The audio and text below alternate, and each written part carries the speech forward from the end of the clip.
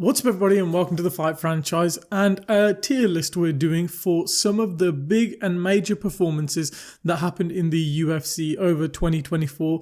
We're going to look back at some of the key fights, whether title fights, title elimination bouts or big fight night main events which happened over 2024 and kind of give the winners of those bouts a ranking based on their performance.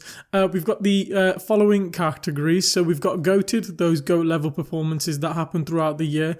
Very few of them which happened, but they were GOAT level. An elite level performance, high level performance where someone dominated an opponent, secured a fast knockout and just whitewashed their opponent. A good performance which is kind of happens quite often where someone puts on a good showing, and then average, poor and horrible. Very self-explanatory on how to describe most of these kind of categories. And we're going to look back at all kind of the title fights, big co-main events and big bouts that took place across the calendar year for 2024. So let's get started. We're going to kind of be going in chronological order from start of the year to the end of the year. So we're starting with the main event for the first pay-per-view of 2024, which was Sean Strickland taking on Dricus du Plessis, where Dricus du Plessis won the belt off Sean Strickland.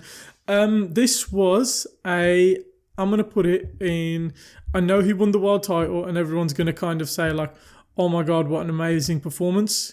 But I'm going to put it in average. Well, I wouldn't say good because I'm not putting it in good. Average performance. He did good to rally back. You know, I thought he was 2 rounds down after the first 2, and then he fought back into the end of the fight and won the 3rd and 4th round.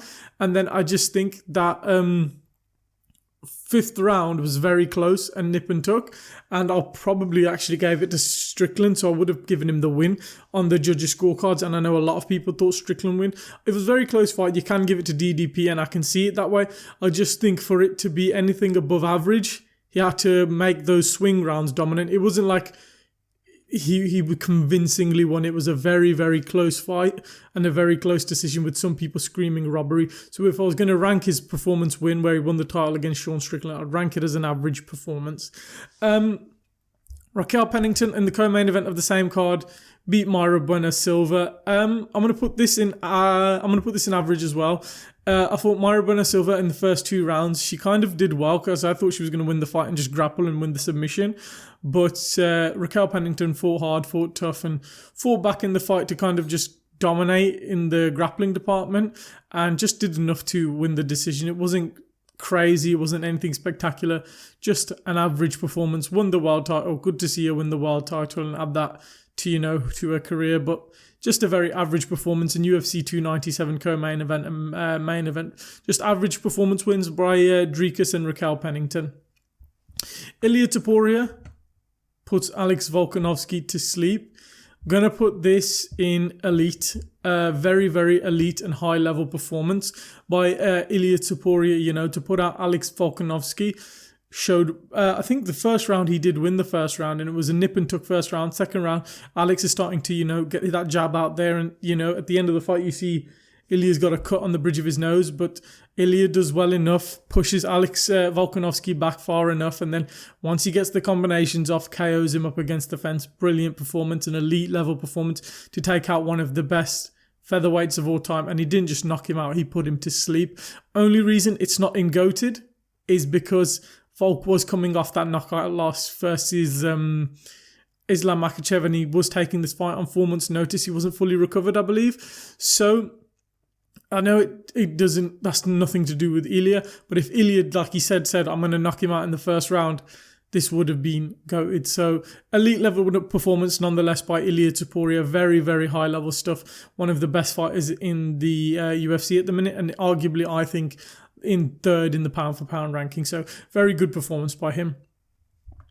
Brandon Royval versus Brandon Moreno. I'm going to put this in elite as well.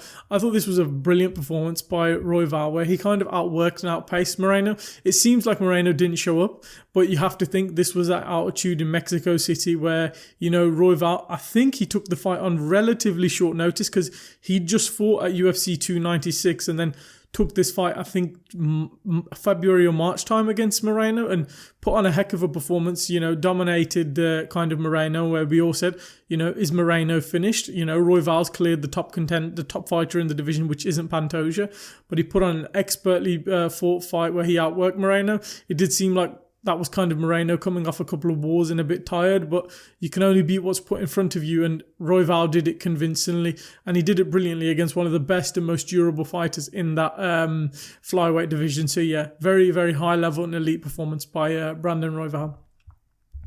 Dustin Poirier versus Benoit Saint-Denis. I'm going to put it in good just because of that KO was fantastic.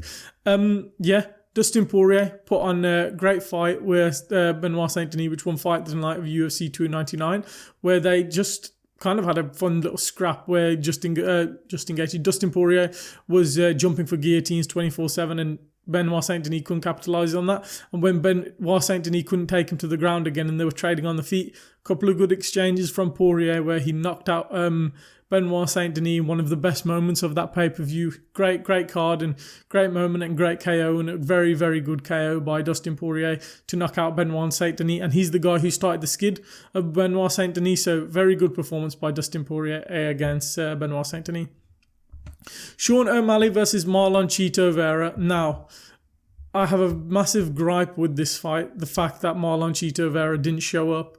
But you have to admit, that was a goated level performance by Sean O'Malley. He put on a 5-round striking clinic, and I know Marlon Chito Vera didn't really show up, didn't really throw anything, didn't really do anything from the offense standpoint. But that was Sean O'Malley at his striking best. I know he knocked out Aljamain Sterling, put on a war against Petr Yan, has all these brilliant KOs, but this was his best performance. And it's a shame, really, he lost to Morale, because that performance, I think a lot of people have forgot how goated his performance was against Marlon Chito Vera. He put on a 5-round shutout and pieced up Marlon on the feet. It was a striking masterclass, all over, using his range, his jab, his left hand, right hand, down the middle. He was just putting on a clinic against Chito, and then Chito's face after the fight was just busted up. 5-round striking clinic from Sean O'Malley, and I'm not Sean O'Malley's biggest fan, but it was one of the most goated performances of 2024. Excellent striking clinic. It's just everyone's forgot about it because he's lost the world title. So yeah, goated performance by Sean O'Malley. Next up, a huge fight which took place at UFC 300 in the lightweight division, where Arman Tsarukyan took on Charles Oliveira. I'm going to put that in poor. I know Arman Tsarukyan won the fight and it was a good fight. There was just moments in the fight where, Charles Oliveira seemed like he could have turned the tide, and a lot of people thought Charles Oliveira won due to his submission threats that he was having on the ground. I think there was a moment where he had a guillotine, I think, cinched up, and Arman Tsarukyan's shorts were being pulled down, and it seemed like that was the reason why he got out of the submission, but it wasn't the most convincing of performances if you're trying to earn a title shot. Obviously, you've beaten the second best lightweight in the world behind Islam Makhachev. You deserve a title shot if you beat Oliveira, but just wasn't as convincing, especially when he was coming off his, knockout win against Beneil Dariush. Arman Tsarukyan was. I think we were expecting more from him. Both guys were coming off KO wins over Beneil Dariush, but Arman Tsarukyan's performance just didn't deliver. Charles Oliveira is just that good. I know that, and that's probably why he made Arman Tsarukyan look poor. But if you're going up against Islam Makhachev, you want it to be convincing. You look at the way Islam beat Charles Oliveira, so yeah, it wasn't the best of performances for Arman Tsarukyan. So I'm going to put that in poor for him. Max Holloway versus Justin Gaethje. It's going to go into the rarefied air. I don't know why this mouse isn't working. There we go. Goated level performance by Max Holloway. Another, like Sean O'Malley, 5-round clinic. Went up in weight from featherweight to lightweight against one of the heaviest hitters in lightweight, and just put on a 5-round striking masterclass. And then to, cap it off where you've won 24 minutes and 50 seconds of the round, inviting him in the centre of cage at the end of the last 10 seconds and then KOing him at the buzzer. Goated level performance by Max Holloway, and well deserves its high spot on the list. One of the best performances of the year, and if you have it as number one, I don't blame you. Legendary performance by Max Holloway. To go up in weight against the hardest hitter at lightweight, and to do that against him and put on a striking masterpiece and a shutout against him and just really not let him get any offense off, bar like 1 or 2 shots where he did stumble and knock down Max Holloway. But other than that, Max put on a clinic, you know, put on the weight and put on the size and showed the level of skill that he possesses and adds another legendary name on his resume and arguably the KO in the moment of the year for 2024. So goated level performance by Max Holloway. Zhang Weili took on Yan Xiaonan at UFC 300 in the co-main event. I'm going to put it in good. Zhang Weili in the first 2 rounds, I believe it was, she done very well. There was a moment where it looked like she actually KO'd and submitted Yan Xiaonan, but somehow she survived and got up to the bell and got over to her corner at the end of the second round.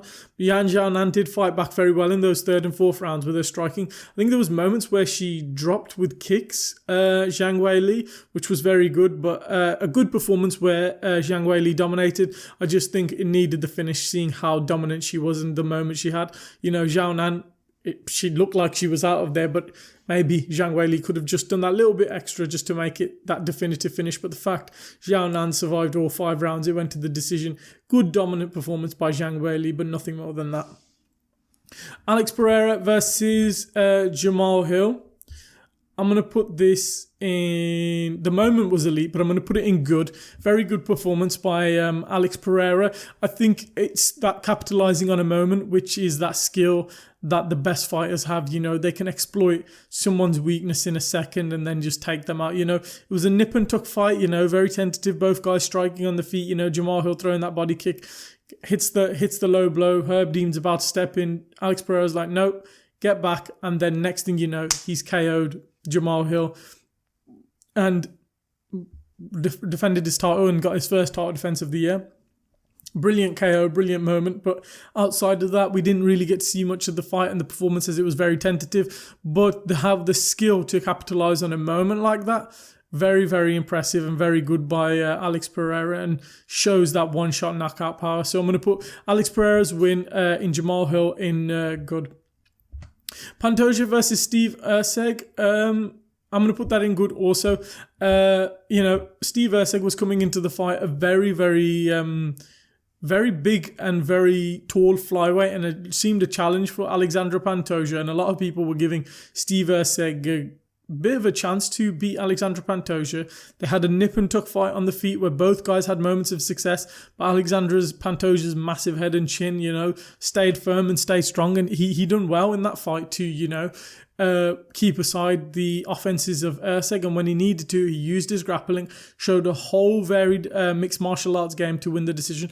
I know a lot of people that thought Erceg won. I didn't see it that way. I thought Alexandre Pantoja clearly won that fight. There was some close rounds, but I just think Alexandre Pantoja, with the grappling and the striking, mixing it up, showing a whole mixed martial arts game, did very good, and it was overall a very good performance by him.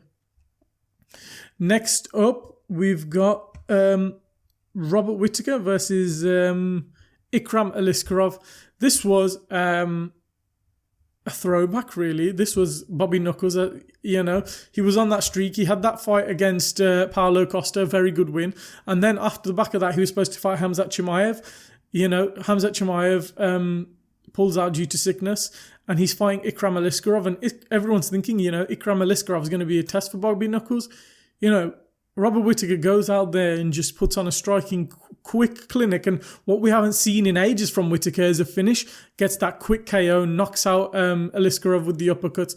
Does brilliantly. I think it was a 3-minute KO. Fantastic and elite performance by Robert Whittaker. Something we haven't seen in ages. Where we've recently seen him, you know, dominate a decision against Vettori, Cannonier, Till, Gastelum, the whole top of the division. But this was, you know, Whittaker at his old school kind of best when he was coming up.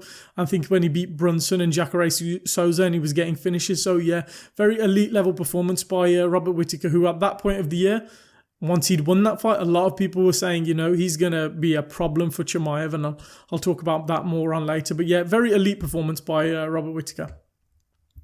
Sean Strickland versus Paulo Costa. I'm going to put that in... Do I put that in average or poor?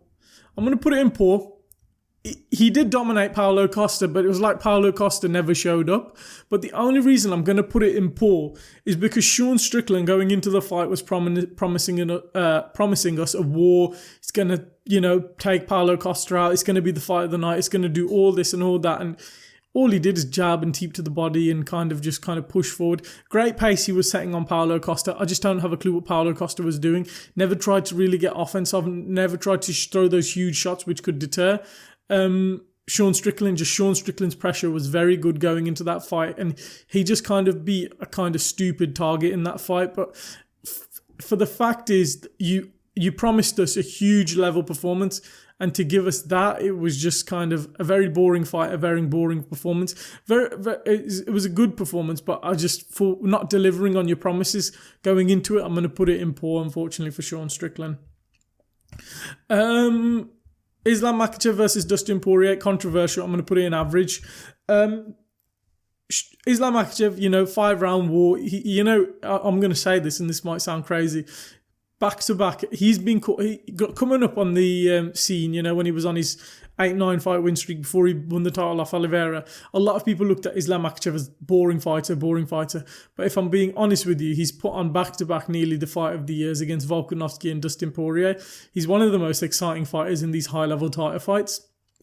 That being said, his fight against Dustin Poirier was average. His performance win was very average. He should have wiped the floor with Dustin Poirier. This is a Dustin Poirier beyond his prime. Islam Makhachev should have gone out there, took him down, submitted him, knocked him out, whatever. This was a huge kind of level gap. Islam's up here, Poirier's here. But in fact, it's closer than we think between the two guys. Poirier put on a hell of a war. And I know it was Poirier's last chance at a world title. And this was his, biggest fight of his career. But Islam should have put him to sleep. If you're putting Charles Oliveira to sleep like that, if you're putting Volkanovski to sleep like that, you should be doing the same with Poirier. And the fact Poirier made it competitive makes Islam look bad. Only reason it goes above poor is that finish was excellent. That ankle pick to the submission, very, very, very, very good moment. But overall, his performance very average, especially when you look at the damage on his face after the fight. It's not good looking, when people compare him to Khabib and you see how Khabib was dominant and Khabib never bled, and you compare him to Islam Makhachev, chalk and cheese. Look how Khabib dispatched of Dustin Poirier compared to Islam Makhachev. That's a huge indication on their level. So yeah, average performance. Islam should have done way better, but fair play to Dustin Poirier. He put on an excellent fight. Alex Pereira versus Yuri Prochazka. This is going in goated. He just bullied him. He went out there, Alex Pereira did, and it was like Yuri just froze. And the other thing I'm going to give both guys credit for, they both took this fight on short notice at UFC 303, which was when Conor McGregor was supposed to fight Michael Chandler. Alex Pereira goes out there, just goes forward and kind of bullies Yuri Prochazka. He's a bit of a nervous wreck in the fight. And then towards the end of the first round, he clips him with the left hook, drops Yuri, and Yuri's there like, come on down. The bell's gone. Gets up for the second round, and Yuri comes out like, yeah, let's get ready to fight. And Alex is just like, you're dead. I'm literally going to kill you. And then just lands the head kick and then follow-up shots, and it's over. That was flawless domination and battering of Yuri Prochazka, and it destroyed all of his aura, and it cemented who was the better fighter after there was controversy in the first fight with was it an early stoppage. So definitive, brilliant KO, dominant from start to finish, bullied and destroyed the aura of one of the best light heavyweights in recent memory. For that reason, goated level performance by Alex Pereira. Paddy Pimblett versus Bobby Green, very good performance, very, very good performance by old Paddy Pimblett. Bobby Green a bit stupid, to shoot for that takedown, but you know what? After some very poor performances from Paddy, the Gerard Gordon win, the Tony Ferguson win, dominant, but you should have been taking Tony Ferguson out of there. Bobby Green was on a bit of a good streak, coming off that win against Jim Miller, a bit of hype. They were standing on the feet, and, Paddy does his thing on the feet, he was much bigger in the octagon, but he did his thing on the feet and then landed the leg kick, which kind of disrupted Bobby Green's base where he shot for the takedown. And then it's the way he just quickly transitions, cinches up a submission. And he can be a nightmare, to be honest with you, in the grappling department for a lot of these lightweights coming up. And in the higher end of the division, it's just the elite level grapplers. Will he be able to get past them? I don't think so. But very, very good win by old Paddy Pimblett. So yeah, Gonna put it in good. Great submission win, and the way he quickly snatched it up. Next up, Tom Aspinall versus Curtis Blades. If you're defending your title, an interim title, in a minute, he should be goated. This was a huge fight for Aspinall. After the last fight, there was kind of jitters going into this fight for him. He blasted his knee. First thing he does, I think, in the first 10 seconds of the fight, he just throws the kick in. He's like, okay, my leg's not blown away, so let's continue the fight. Both guys trading back and forth, and next thing you know, Aspinall lands that killer shot which sends Blades down, and this is what makes Aspinall elite and goated in his performances. It's that finishing instinct which a lot of these fighters don't have. We'll talk about someone up next. When they have someone in trouble, they just can't get them out of there. They just don't have that killer instinct. They just don't have that finishing ability. Tom Aspinall, he's like a shark. He smells blood and he pounces. He gets on there and he gets you out of there. And he done that brilliantly against a guy who, yes, he beat him by an injury, but, Tom Aspinall was probably going into that a bit nervous, a bit superstitious, back in England. Oh my God, I lost to this guy, blowing my knee out. What's going to happen this time? But removed all doubt, removed all trouble, went out there, defended his interim title in a minute, took Curtis Blades out of there in a minute, a dangerous guy in the division, and that finishing ability to just quickly knock him down and pounce on him. A goated level performance by Tom Aspinall. Bilal Muhammad versus Leon Edwards. I'm going to put it in good, unfortunately, for Bilal. Yes, he won the title in a dominant victory against Leon Edwards, where he showed and proved a lot of us wrong, that he is a top-level welterweight on one of the best streaks in the welterweight division's history. It's just that there was very, very elite moments in the fight, in the grappling in the first 2 rounds.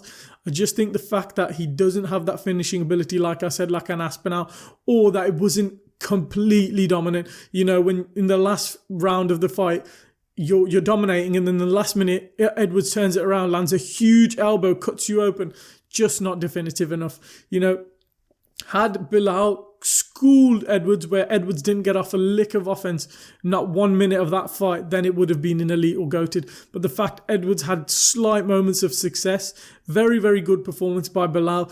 Just for it to go to that next level, needs either that finishing ability or needs to kind of just have that kind of stamp where it's just like, I'm dominant from start to get-go. He was very dominant, just he still let Leon Edwards have a few moments, but showed very good striking on the feet, mixing it up with the grappling. The grappling was excellent, relentless, with his pressure and his takedowns. Very good performance by Bilal. So, yeah. Umar Nurmagomedov versus Corey Sandhagen. I'm going to also put this in good. Umar did brilliantly, kind of dominated Sandhagen in his most elite test in the division. Just a bit of a weird game plan by Sandhagen, where he, a lot like Edwards, didn't kind of show up, but Umar showed a brilliant game, striking and grappling, but in the moments in the grappling, Sandhagen scrambled beautifully and showed, like, if you are an elite grappler and you're coming up against Umar, you can have success. But there was moments where Umar managed to win the scrambles and just hold him down for long enough, but he could never just keep those, positions where he wanted to get the submission or land or the offense. But he was very good on the feet, outstriking Corey Sandhagen on the feet. So good performance by Umar Nurmagomedov. Up next, Kai Kara-France versus Steve Erceg. I'm going to put this in elite. Steve Erceg was on a bit of a hot streak and was a huge favourite going into this fight, after his close decision loss to Alexandre Pantoja. But, it was going into this fight, Kai Kara-France was on a bit of, I don't think he was coming off a loss, but I think he was just kind of out of the game because he was fighting injuries and stuff like that. So Erceg was a massive favourite going into the fight. They had a 1-round fight. Kai Kara-France, when he got his moment, landed beautifully, dropped Erceg, especially when you look at the height and the size difference between both guys. Erceg's the bigger guy, but Kara-France didn't give a crap. Power came with that huge left hand, lands the left hand, drops Erceg, and then follows up, ground and pound, that killer instinct, gets that finish. An elite performance by Kai Kara-France, who shoots himself back up top this flyweight division. So yeah, very elite performance. Dricus du Plessis versus Israel Adesanya. A lot of people are going to probably think I'm a Dricus du Plessis hater, but I'm also going to put this as a very good performance.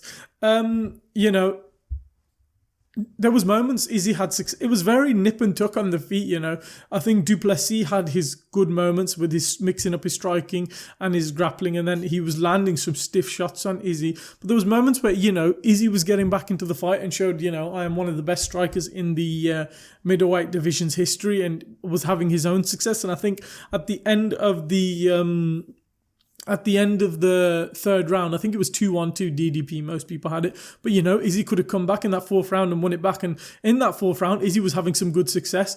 But DDP, I've said it multiple times on this channel, he is the best momentum-based fighter in MMA right now. He just gets a little bit of success and it just turns into an avalanche, and next thing you know, he's dropped you, he's got you down, he's submitting you, he's dropped you and he's knocked you out. He just can change a fight in the minutes. He's crazy like that. He just gets these rushes, he bull rushes in and just changes the momentum of this fight. And then being the first guy to submit Izzy when he got him down, got that killer instinct, got that finish. Just the only thing that lets him down going into Elite, he made it look closer than it needed to be. You know, there was some goofy moments where, you know, DDP looked out of it. And both guys in the third round, they kind of just looked a bit tired and fatigued. And it looked a bit like, okay, we're going to take a rest and just kind of strike at a slower pace. But that killer instinct at the end, very good by DDP and a good performance by him. Valentina Shevchenko versus, I forgot her name, Alexa Grasso 3. Poor performance. And a lot of people are going to get angry at this because she dominated the whole fight and every round. She got her in crucifixes. She got her in dangerous positions. Valentina Shevchenko did brilliantly. And maybe in other years, I would have probably put this in Elite or GOATed because it was a dominant victory from start to finish. Didn't give Alexa Grasso a lick of offense. The fact that you had her in so many positions to finish her, you played it safe. Constant played it safe, getting in the crucifix, and Alexa Grasso fights out, and it took this wind out of the card. Like, the card was so good, the Sphere was, and then we just had this 5-round boring decision by Valentina Shevchenko. Great win, don't get me wrong, you know, avenges the loss. But when this woman, Alexa Grasso, took your win streak and submitted you, you know, and finished you. And then in the second fight, very close. And in the fifth round, you know, she turned the fight around, Alexa Grasso did, in the second fight and almost finished you again. You know, Valentina Shevchenko, just to kind of lay and prey on Alexa Grasso. Poor performance, should have gone out there, killer instinct, get that finish, get that dominant victory, which, you know, cements you as the best pound for pound female fighter in the world. And it just was none of that. Very poor performance by Valentina Shevchenko. Merab versus Sean O'Malley. Another one I'm going to put in good. Merab did very well, you know, dominated Sean O'Malley on the feet in a very good performance. Just let down by the fact, again, similar to Belal, couldn't find that finish. And then also at the very end of the fight, you know, Sean O'Malley's having a bit of success on the feet. It was good. And he did win the fight. He was quite dominant. I think it was 4-1. But just not dominant enough, like with the ground and pound. I remember, you know, he was relentless with his pressure and his domination and his takedowns. Just, you know, beat him up, damage him a bit, hurt him a bit, you know. We'll go on to the next guy in a minute who had a dominant ground and pound victory. But just kind of hurt Sean O'Malley when you've got the chances instead of just kneeing to the thighs and when you've got him up against the clinch. Good performance, dominant victory by Merab Dvalishvili, but just not that next level of, you know, Elite or GOATed. I remember when, who's a good example? Ali Quinta versus Khabib, or Edson Barboza versus Khabib. You know, when Khabib used to grapple and dominate these guys, he'd batter them as well. He'd punish them and, you know, get some 10-8 rounds in there. You know, there was none of that from Merab. And same with Belal, there was none of that. They're relentless with their grappling. They're controlling with their grappling. They're winning with their grappling. They're just not damaging with their grappling, which takes you to that Elite or GOATed level performance. But a good performance nonetheless. Won the world title, you know, dethroned and destroyed the hype train of Sean O'Malley. So very good performance by Merab. Let's see who's up next. So, main event of UFC Paris up next. Renato Moicano versus Benoit Saint Denis. Controversial this is going to be, I feel like. Where do I put it? Do I put it in Elite or do I put it in GOATed? If I'm putting the Ilia Topuria versus Volk in Elite, just because Volk was coming off that KO loss. I've got to put it in elite as well. Renato Moicano, brilliant year. 3 wins this year. 3 great performances, but this was the, creme de la creme. Going to France, facing Benoit Saint-Denis in his hometown. That first round where he took Benoit Saint-Denis down and he battered him, which eventually led to the end of the fight in the second round. But that first round gets Benoit Saint-Denis down, uses his grappling, uses his jiu-jitsu, lands huge ground and pound, and I think he opens up a massive cut on Benoit Saint-Denis' eye where Saint-Denis could barely see out that eye, but he survives the end of the first round. But that's what I was talking about previously, where Belal and Merab aren't doing that, which takes you to that elite level performance. Renato Moicano is. And then the second round, striking back and forth on the feet, Benoit's having a bit of success, but Moicano he does smart with his jab and his striking, where he goes, okay, I've already done the damage. All I've got to do is just reopen the damage, and just lands the jab and lands the punches on the cut and just reopens it. And when the doctor sees it at the end of the second round, he's like, nope, waving it off. Elite performance by Renato Moicano, especially that first round.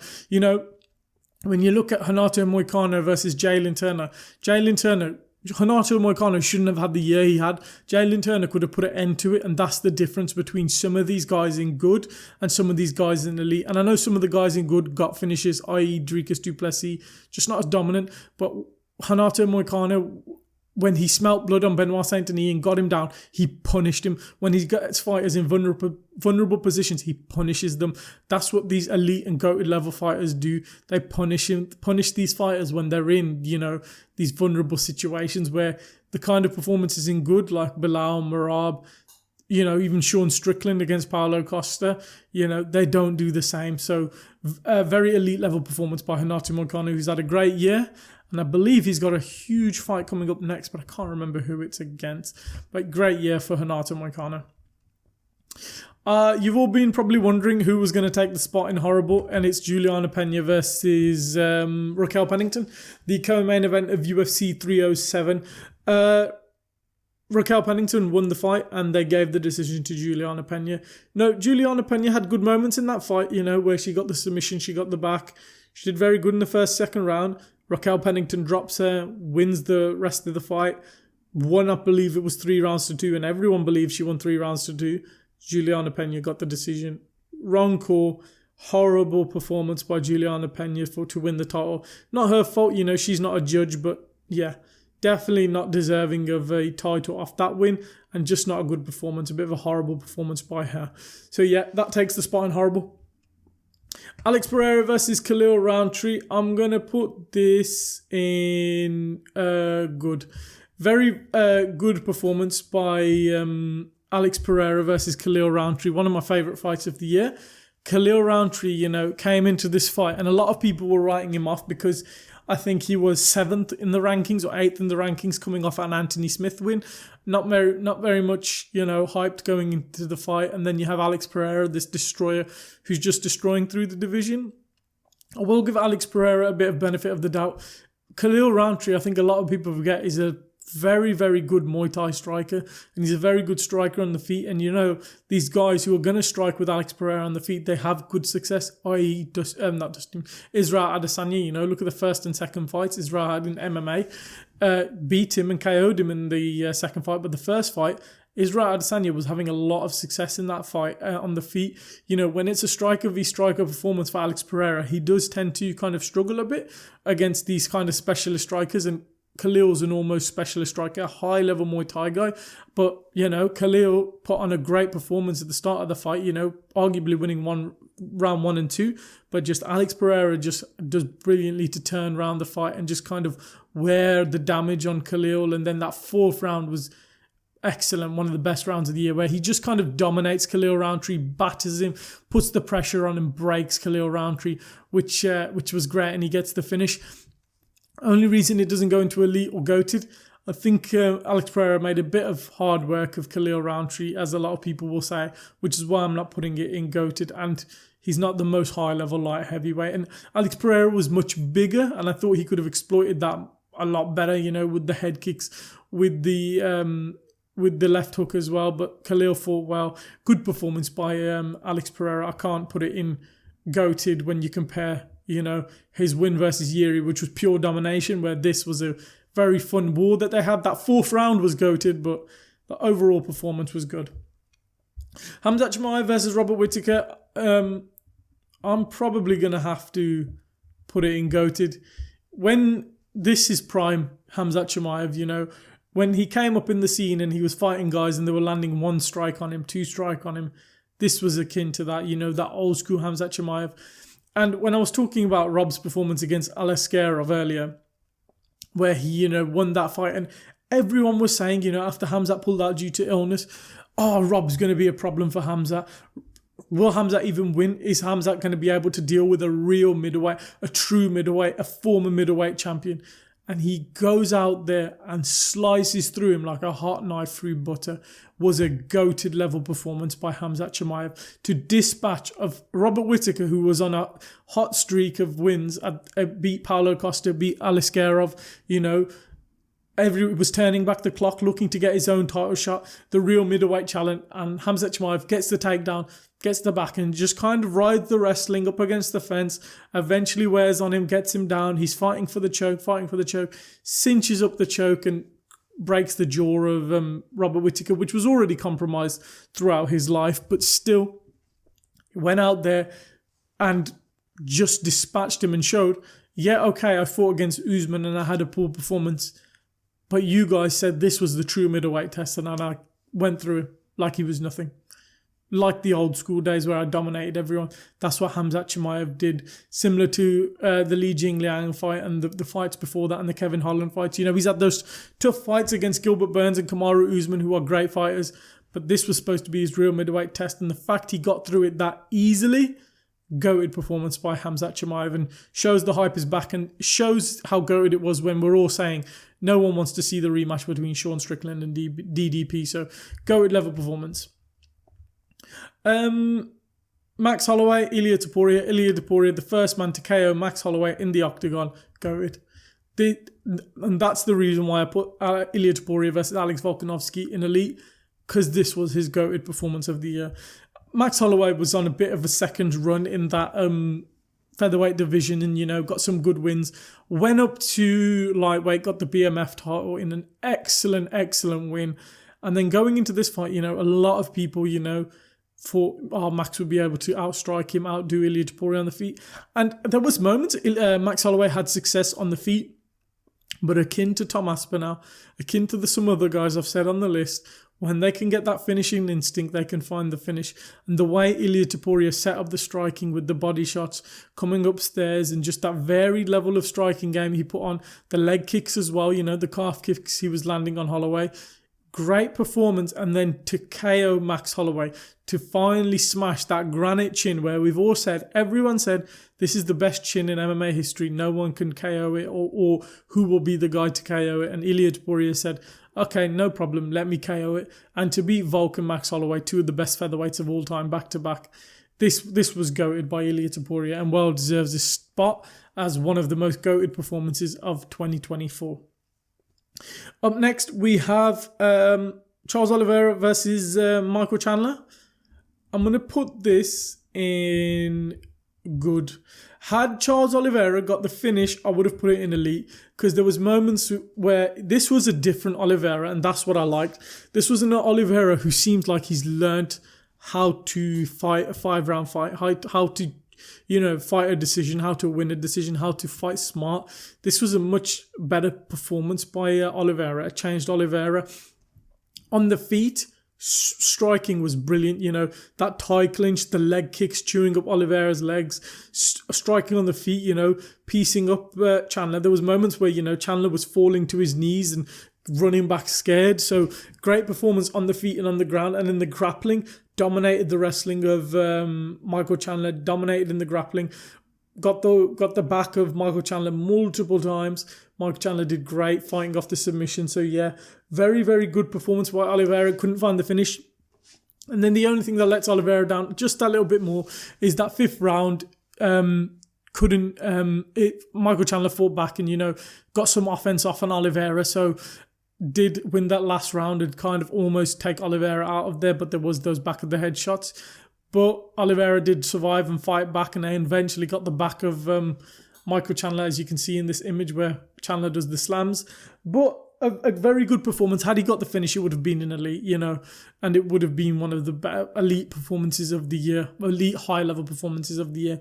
But a good performance, a varied game, and showing that maybe, if he did fight Sarukian in a rematch, if Sarukian won the belt, or if he did fight Islam, he could come with a different approach and fight a 5-round fight and survive a 5-round fight, and who knows, win a 5-round fight. John Jones versus Stipe Miocic. Very controversially, or maybe not controversially, I'm going to put this in good. I'm not going to put it in elite just because Stipe as competition was very poor for John Jones. Stipe Miocic, that was a Stipe Miocic well past his prime. Had that been the Stipe Miocic which fought at UFC 241 against DC in that second title fight, or the one that fought at 226 against DC coming off that Francis win, I'd have put that in elite or goated for by John Jones, but it was because it was a slow Stipe. But Jones did brilliant, dominant from start to finish. Lands that beautiful trip, ground and pound, batters on Stipe. Second round, striking on the feet, just beating up on Stipe. And then the third round, beating up on Stipe on the feet. Lands that spinning body kick, beautiful spinning body kick. Crumples Stipe, follow-up shots, finishes the fight. Only thing that lets him down is the level of competition wasn't the best going into the fight. That was a Stipe Miocic who hadn't fought in 4 years, and a Stipe Miocic who was 42 years old, well past his prime. Very dominant victory by John Jones. Very, very good performance by John Jones. Just his level of competition lets him down to go into elite or goated, but very, very good performance by John Jones. Piotr Jan versus Davidson Figueiredo. I'm putting this in elite. This was Piotr Jan at his best. This was Davidson Figueiredo. A lot of people were like, this was a fight we've wanted to see for ages, but this was a Davidson Figueiredo who was on a great run in the bantamweight division, and this was a Piotr Jan, who'd only just got his confidence back with a win against Song Yadong. Before that, a 3-fight losing streak, and they both squared off, and this was Piotr Jan at his, old school best, putting on a varied mixed martial arts striking game, grappling game, wrestling game, landed trips at moments. This was old school Piotr Jan that we all knew and loved, that was on the come up, and he did brilliantly over 5 rounds. I think it was 4 rounds to 1 or 5 round shutout for Piotr Jan. That one swing round, Davidson did land a big shot which rocked Piotr Jan, but Piotr Jan, ate the shot, fell back up against the fence and fought back hard. Very good win by Piotr Jan, 5-round win against someone like Davidson Figueiredo, former champion who was on a resurgence in his career. And for Piotr Jan to fight the demons and fight back, very elite performance by him. Dominant 5-round or 4 rounds to 1 victory by Piotr Jan, who showed a varied and a good mixed martial arts game. Shavkat Rakhmonov versus Ian Gary. Shavkat did get the win, but it was poor.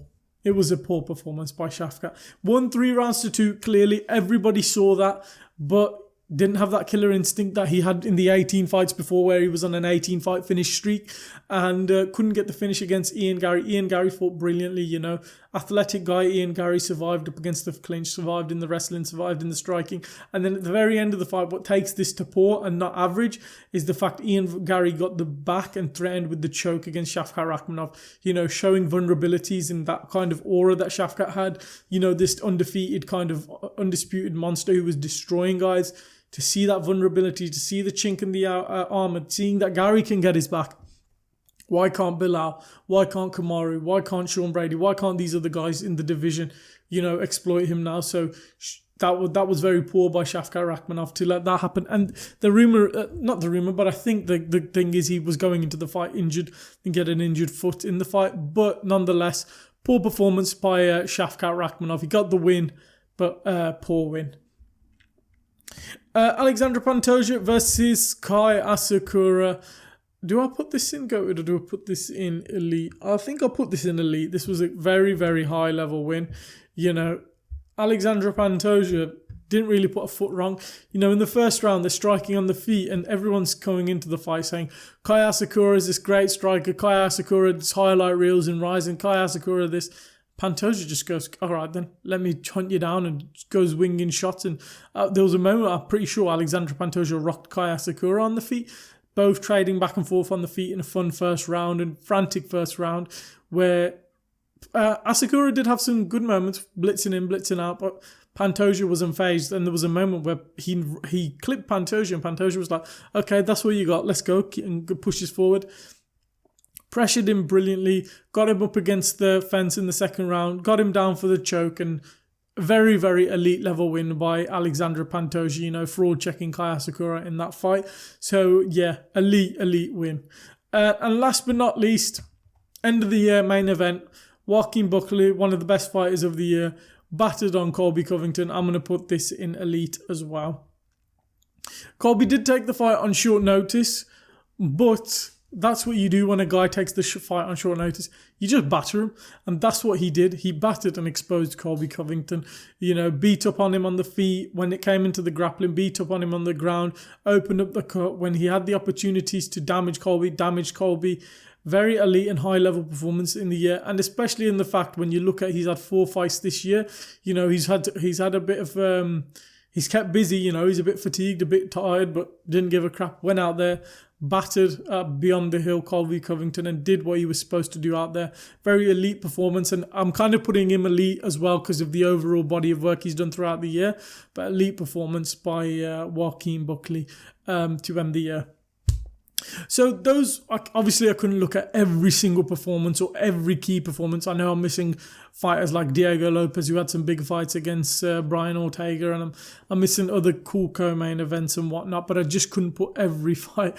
I just went with some key big fights, co-main events, main events of fight nights, pay-per-views, and fights which had implications in title implications going forward in the end of the year. Just the biggest fights of the year, and what were the best performances throughout the year of 2024. Do you agree with the tier list of what I've ranked as the best performances of 2024? Put your thoughts in the comments down below. What would you put in the GOATed tier list? Obviously, there's some fights I missed. What would you put in the fights I missed? Is there any GOATed performances I missed out of fighters? Put that down in the comments below. My GOATed list of performances through 2024 from the big fights were Sean O'Malley versus Marlon Chito Vera, Holloway versus Gaethje, Pereira versus Prohaska, Aspinall versus Blades, Chimaev versus Whittaker, and Ilia Topuria versus Max Holloway. This doesn't mean that that's the best performance of the year. I've not ranked them from first to best. But you know what? I will now. I'll probably put this first. I'll put Ilia versus Max at 1. I'd put Pereira versus Prohaska at 2. I'd put that at 3. I'd put that at 4. I put that there. I'm happy with that. Those are the GOATed performances. And if you wanted my opinion on how I would rank them from best to worst of the GOATed, it'd be as such. That being the worst of the GOATed, that being the best. That doesn't mean that was a crap performance. That was just the worst of the 6. But nonetheless, all GOATed performances. But that'd be my tier list for all the best performances of 2024. Let us know your thoughts in the comments down below. Leave a like if you've enjoyed the video. Subscribe for more MMA and fight content coming soon. If you've got any other video ideas, tier lists, anything you want me to do, put that down in the comments below and I can get on that. We hope you enjoyed the video, and we'll catch you in the next one.